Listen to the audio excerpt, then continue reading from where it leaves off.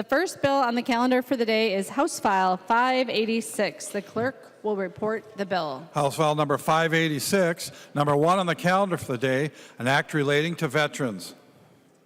I recognize the member from Ramsey, Representative Becker Finn, to your bill. Thank you, Madam Speaker. Members, this bill would designate the first Saturday of every October as Veterans Suicide Awareness Day. This is a very simple bill about a not so simple issue. First, I want to share some statistics with you. Veterans are 1.5 times more likely than civilians to die by suicide. The ages of those veterans spans every age group. There are approximately 21 suicides per day by people who have served in our military. If you break that down, of that number, 17 per day are veterans and 4 per day are active duty members. To do the math for you, that is 6,132 veterans lost to suicide each year. Each one of those veterans has a family and a community who cared about them. Parents, siblings, friends, children, neighbors, coworkers. The reverberations of that trauma and that grief reach out to many, many people. If you were present at either of the committee hearings for this bill, you heard the story of one of those veterans, Justin Miller. Justin was a Marine, a talented trumpet player recruited to play in the Marine Corps band. He served in Iraq, and his duties included guarding a checkpoint at an airbase. When Justin came home, he was different. The trauma of his experience took a toll, as it does for many, and like many veterans, Justin struggled with post-traumatic stress disorder. And just over 1 year ago, Justin took his own life in the parking lot of the VA hospital in Minneapolis. I didn't know Justin, but I've had the privilege of learning about Justin and how special he was from his sister, Alyssa. Since Justin's death, Alyssa and her family have been incredible advocates for Justin and other veterans. Today, we are joined on the House floor by Justin's dad, Greg, Justin's sister, Alyssa, and Alyssa's husband, Chris. Members, please join me in welcoming them and thanking them for sharing their story.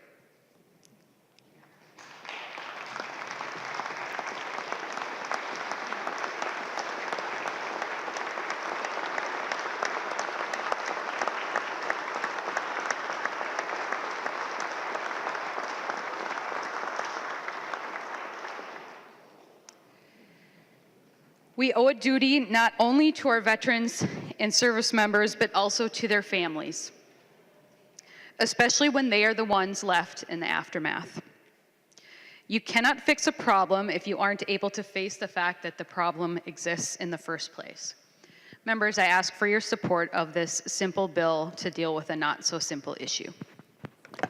There are no amendments at the desk. The clerk will give the bill its third reading. Third reading, House File number 586. Third reading. The member from Washington, Representative Detmer. Thank you, Madam Speaker, and for Representative Becker Flynn for bringing this forward. I'm co-author on this bill. As most people know, I am a 25-year veteran, and my wife and I have twin sons that are veterans. And we take a look at Minnesota. I know that 22 each day is a national number. As of 2016, Minnesota had 95 soldiers who committed suicide. The ages breakdown in Minnesota, 18 to 34, there was 14. 35 to 54, there was 31. 55 to 74, there were 34. And 75 plus, there were 16. This was in 2016. There are many service organizations that are attacking this problem. The Department of Veterans Affairs, there's many organizations, you can look online and you can list them. But the best organization that can attack this problem is us. You have neighbors, you have family members, you have people around you that you know have served, and sometimes all it takes is to be a friend and to help out in these situations. One suicide is too many. Thank you, Representative Becker-Finn, for bringing this forward. The member from Koochiching, Representative Eklund. Thank you, Madam Speaker and members. Thank you, Representative Becker-Finn, for bringing this bill forward. When the Speaker named me as the chair of this division, I wanted to make sure that we put a focus on veterans' mental health, homelessness, and that sort of thing, and this is a perfect bill to do it. House File 586 was one of the first bills we heard in the Veterans and Military Affairs Division, and it still remains one of the most powerful hearings that I've listened to this year.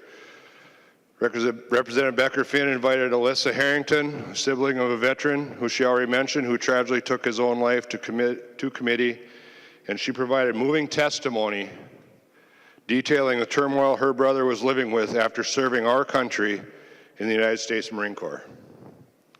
While there is work left to be done to help veterans with mental illness, this bill is an important step to raise awareness for those invisible scars impacting our country's men and women of service to the forefront. My hope is that the establishment of the Veterans Society Suicide Awareness Day will make those suffering from mental health issues more willing to come forward, and for civilians to be more understanding of the issues facing our veterans after their discharge and re-entering our communities. Again, I want to thank Representative Becker-Finn for her work and leadership on this bill. I also want to thank Alyssa Harrington for her powerful testimony in our committee.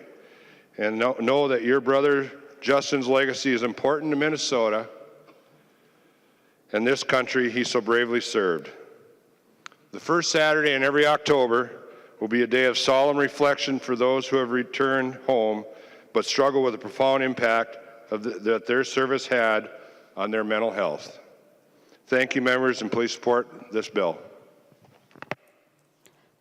The member from Ramsey, Representative Lesh. Thank you, Madam Speaker. Members, as a person who served in the military, I've had 3 soldiers in my commands that I was in take their own lives. And when that happens, there are a lot of things that go through your mind. You have a unit that goes through their own trauma when they experience this. And you think about why. Why is it that in Minnesota we have the highest rate of soldier suicides in the nation of any National Guard unit? Why is it that in the United States of America we have more service members die by their own hand than die in combat? When you're in the military, you ask yourselves those questions, and then you still see it when people leave. When people reach the end of their term of service and the mission is over, they have a lot of difficulty. And I have frustration and struggles with how our military does this. Think about who signs up to serve their country. They're the most idealistic, the most optimistic individuals who are willing to put their lives on the line to save all of us. It takes a certain special type of person. And when they're not allowed to train, when they're not given a mission, when their days are composed of stand in a line, turn your head and cough, check your teeth, check your death by PowerPoints, these service members are not given the mission that we owe them to fulfill the original reason of why they signed up. So our military is failing. They are failing our service members. The generals in the Pentagon care about career progression in troop readiness. They do not care about training our soldiers or giving them the mission. That is one of the major things that can save our young people from this scourge of suicide. And it's not happening because of the structure. I've been frustrated at it for many, many years, and as you can see, I'm still frustrated with it. I hope that this measure brought by Representative Becker-Finn and eloquently spoke to by Ms. Harrington can open the eyes of some of these people that can really do something about this, because it's a national tragedy. I hope you vote yes. Thank you. The member from Carver, Representative Nash. Well, thank you, Madam Speaker. And Representative Becker-Finn, thanks for doing this. I'm a Navy dad, and I'm very proud of the work my son does, Representative Lesh. He has been put up for a medal because he went out of his way to save a young man that was dying.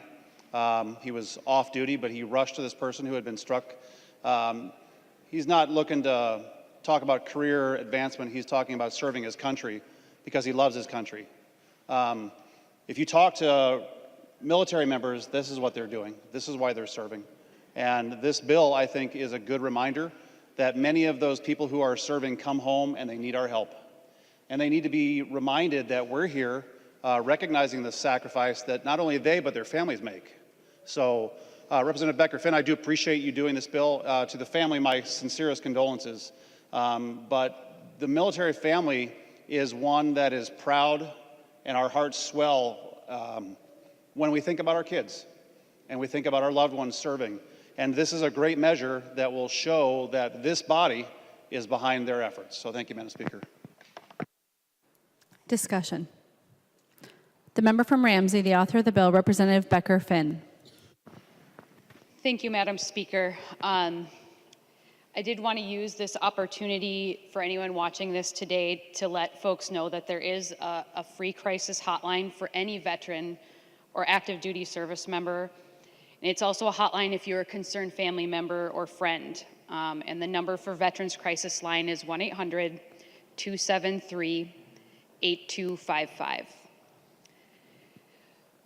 Members, I commit to you here today that this will not be the last time you hear me talk about this issue. This is not just a pat yourself on the back piece of legislation.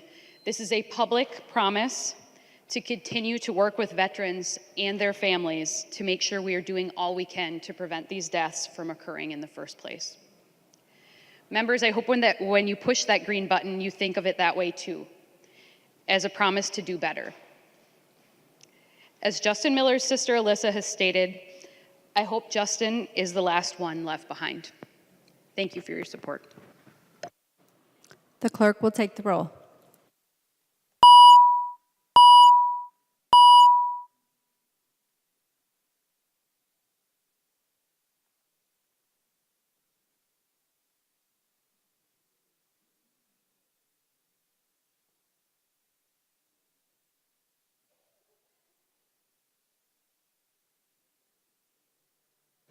The clerk will close the roll.